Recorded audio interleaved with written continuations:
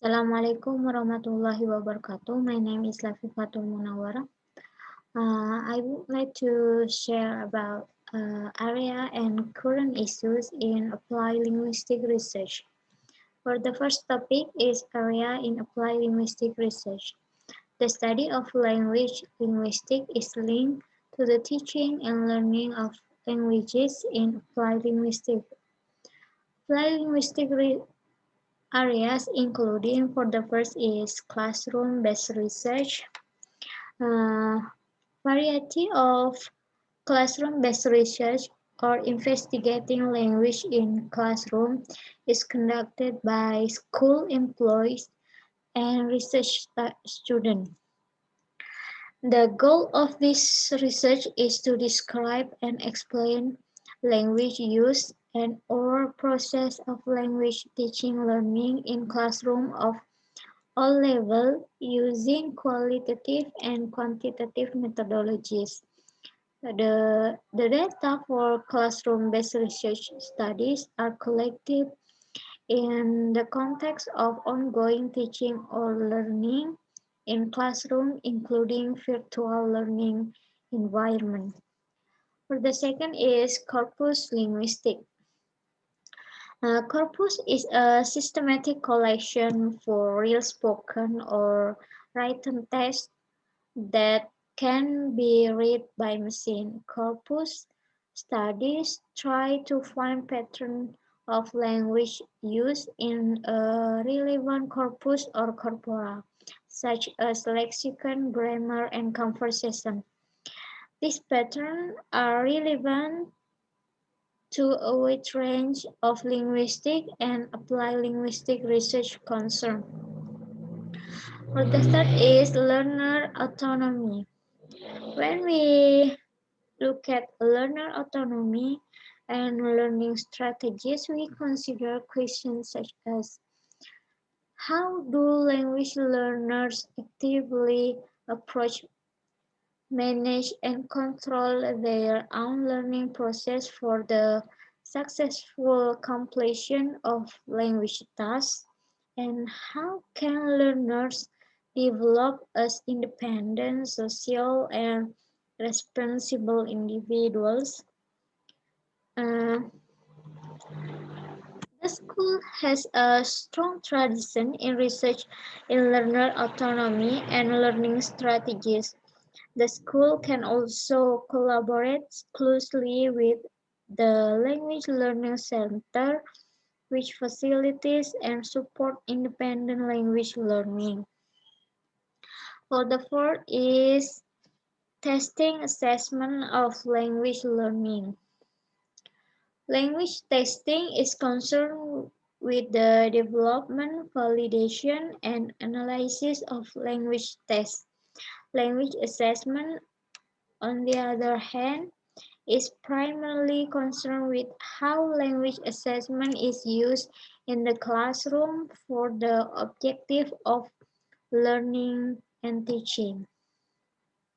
For the fifth is vocabulary, including multi-word expression. And the last is also bilingualism, multilingualism, interpretation, translation, and also making dictionary or dictionary making. For the second topic is current issues in applied linguistic research. For the first is native speaker. In applied linguistics, the native speaker occupy an unusual position. On the one hand, it is frequently employed as a requirement for employment and as a standard for language competence.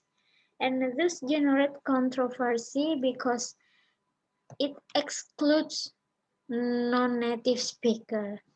On the other hand, a definition of the native speaker is problematic because there are so many ambiguity.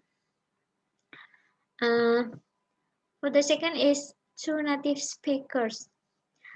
The two native speakers here are native speakers of two languages such as Indonesian and English. And then the next is prototype theory. Prototype theory is an approach to categorization in cognitive science, particularly in psychology and cognitive linguistics, in which there is a great degree of belonging to a conceptual category, and some members are more central than others. Next is magnitude estimation. Magnitude estimation of linguistic acceptability is shown to solve the measurement scale problem that plague tradition techniques. To, to provide data with fine enough distinction to yield statistically significant linguistic result. To be usable in consistent way by linguistically native speaker hearers and to allow replication across group of subjects.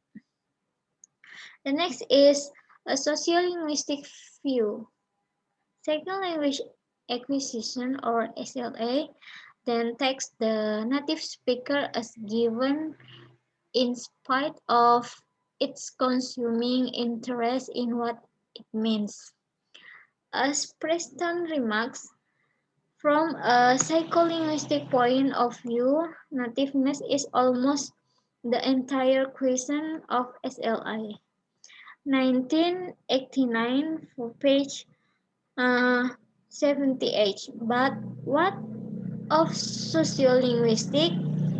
There it seems variation is so central that there is no interest in pursuing or defining the native speaker.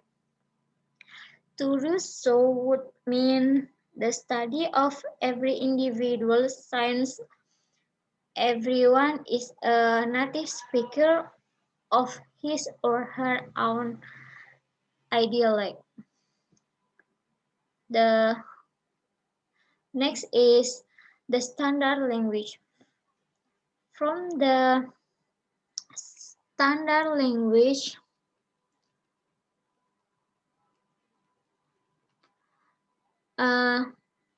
is an idealization, the goal of education for both L1, LL, and L2, and the prototype for sociolinguistic as taken for given by SLA scholars. We can compare the public persona of a native speaker to standard language. This is what near nativeness is compared to, and this is what the second language learners aspire to. And the next is differing views. It might be that we cannot distinguish native speaker and non-native speakers because our premises are inherently flawed. As Abrahamson 2000 pointed out, since there are different views of what being a native speaker means. They include native speaker by birth. It means that is by early childhood exposure. Native speaker by virtue of being a native user. Native speaker or native speaker likes being by being an exceptional learner. Native speaker through education and the target language medium. And the last is native speaker through long residence in the adopted country. What is at issue is whether claiming to be a native speaker to own the language requires early childhood exposure. And then the next is sociocultural theory.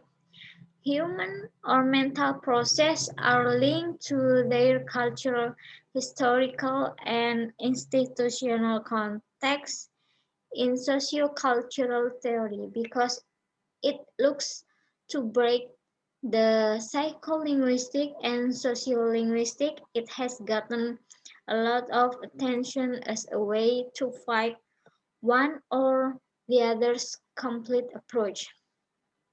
Uh, Apply linguistic and responsibility. Apply linguistic must take responsibility essentially in political responsibility. This was proclaimed by Pennycook 2001 and in language assessment by Sohami in 2001 and recently continued by MC Namara and Rover 2006. Taking responsibility and accepting accountability is without a doubt one part of the professionalization of applied linguistics. The next is uh, Etal overview. Etal series in applied linguistics is led to a discussion of the kind of language problem that applied linguistics addresses, which highlight the marriage of practical experience and theoretical understanding. And then I examine research areas that are of interest both to general or theoretical linguistics and to apply linguistics in order to compare their approach.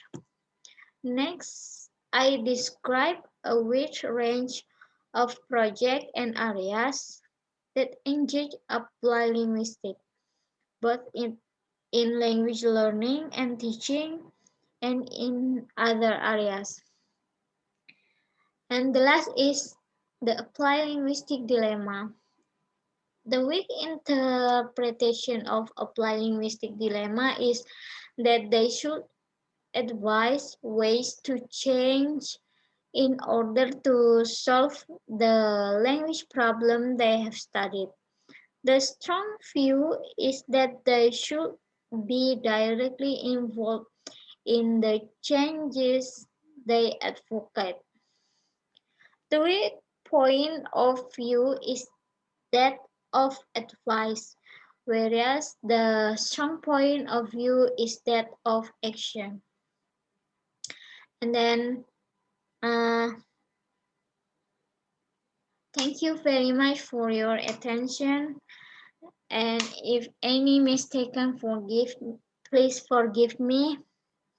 Wassalamualaikum warahmatullahi wabarakatuh.